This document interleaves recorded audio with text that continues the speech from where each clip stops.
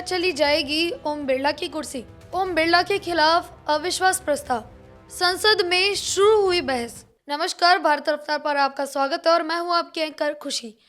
आज की जो खबर है वो संसद से आ रही है, जहां लोकसभा स्पीकर ओम बिरला की कुर्सी पर संकट के बादल मंडरा रहे हैं। जी हां, विपक्ष ने स्पीकर ओम बिरला के खिलाफ अविश्वास प्रस्ताव पेश कर दिया है और संसद में इस मुद्दे पर जोरदार बहस छिड़ गई है।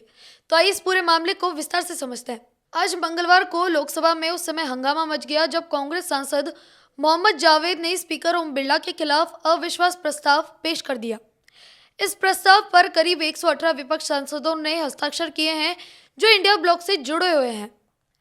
विपक्ष का मुख्य आरोप है कि स्पीकर ओम बिरला ने सदन में कार्रवाई में पक्षपातपूर्ण रवैया अपनाया है। खासकर नेता प्रतिपक्ष राहुल गांधी को कई मौकों पर बोलने की अनुमति नहीं दी गई और विपक्ष की आवाज को भी दबाया गया। इसके अलावा विपक्ष का कहना है कि पिछले कई सालों से लोकसभा में डिप्टी स्पीकर की नियुक्ति नहीं की गई है, जो संवैधानिक रूप से एक बड़ा खालीपन है। इस प्रस्ताव को पेश करने के बाद सदन में तीखी बहस शुरू हो गई है। कांग्रेस सांसद केसी वेणुगोपाल ने बहस की शुरुआत की और कहा कि सभी सांसद अपनी दलीलें सिर्फ प्रस्ताव से जुड़े मुद्दों तक ही सीमित रखें। उन्होंने स्पीकर पर आरोप लगाते हुए कहा कि सदन में निष्पक्षता नहीं बरती जा रही है। वहीं बीजेपी सांसद जगदम्बिका पाल ने स्पीकर पर बचाव किया और कहा कि ओम बिरला ने विपक्ष को इस प्रस्ताव पर चर्चा कराने की पूरी छूट दी है।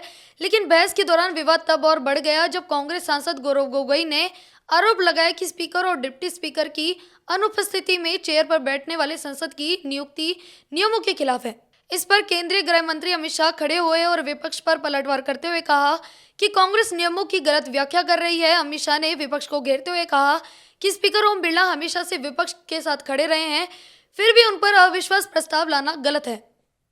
सरकार की तरफ से केंद्रीय संसदीय कार्य मंत्री किरेन रिजिजू ने विपक्ष के आरोपों को खारिज किया। उन्होंने कहा कि विपक्ष के आरोप पूरी तरह से निराधार हैं और स्पीकर ने हमेशा सदन की गरिमा बनाए रखी है।